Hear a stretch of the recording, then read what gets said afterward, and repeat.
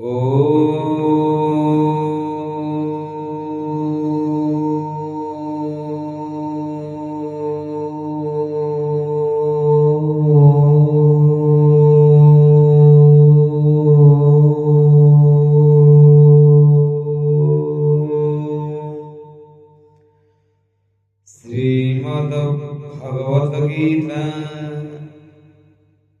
द्वितीय अध्याय सांख्य योग श्लोक संख्या 34। अकीर्तिं चापि भूतानि कथयिष्यन्ति ते व्ययाम् संभावितस्य चाकीर्तिर्मरणात् अतिर्च्यते।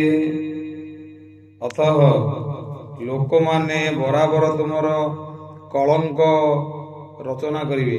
ଯେଉଁ ଲୋକ ବରାବର ସମ୍ମାନ ଲାଭ କରି ଆସିଛି ତା ପକ୍ଷେ ଅପଯଶ ବା ନିନ୍ଦା ମରଣ ଠାରୁ ବଳି ପଡ଼ିବ। ଭାବାର୍ଥ, ଭଗବାନ ଶ୍ରୀକୃଷ୍ଣ ବର୍ତ୍ତମାନ ଅର୍ଜୁନଙ୍କୁ ବନ୍ଧୁ ବା ସଖା ହିସାବରେ ତଥା ଦାର୍ଶନିକ ହିସାବରେ ଅର୍ଜୁନଙ୍କର ଯୁଦ୍ଧ ନ କରିବାର ନିଷ୍ପତ୍ତି ଉପରେ ତାଙ୍କର ଶେଷ ବିଚାର ଦେଉଛନ୍ତି।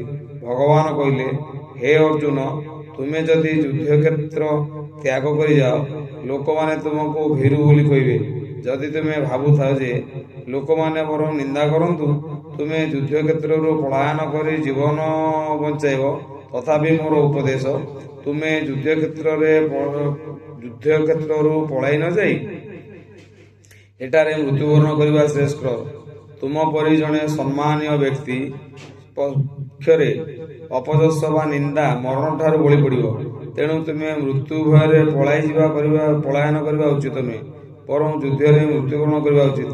ଏତଦ୍ୱାରା ତୁମେ ମୋର ବନ୍ଧୁ ବା ସଖା ହୋଇଥିବାରୁ ଯେଉଁ ନିନ୍ଦା ଶୁଣିବ ସେଥିରୁ ରକ୍ଷା ପାଇବ ଏବଂ ସମାଜରେ ତୁମର ଯେଉଁ ମାନ ସମ୍ମାନ ଅଛି ତାହା ମଧ୍ୟ ହରାଇବ ନାହିଁ। ତେଣୁ ଭଗବାନଙ୍କର ଅର୍ଜୁନଙ୍କ ପ୍ରତି ଶେଷ ନିଷ୍ପତ୍ତି ହେଲା, ପଳାଇ ନ ଯାଇ ମୋର ଯୁଦ୍ଧ କ୍ଷେତ୍ରରେ ପ୍ରାଣତ୍ୟାଗ କରିବା ଉଚିତ। ହରି ଓମ୍।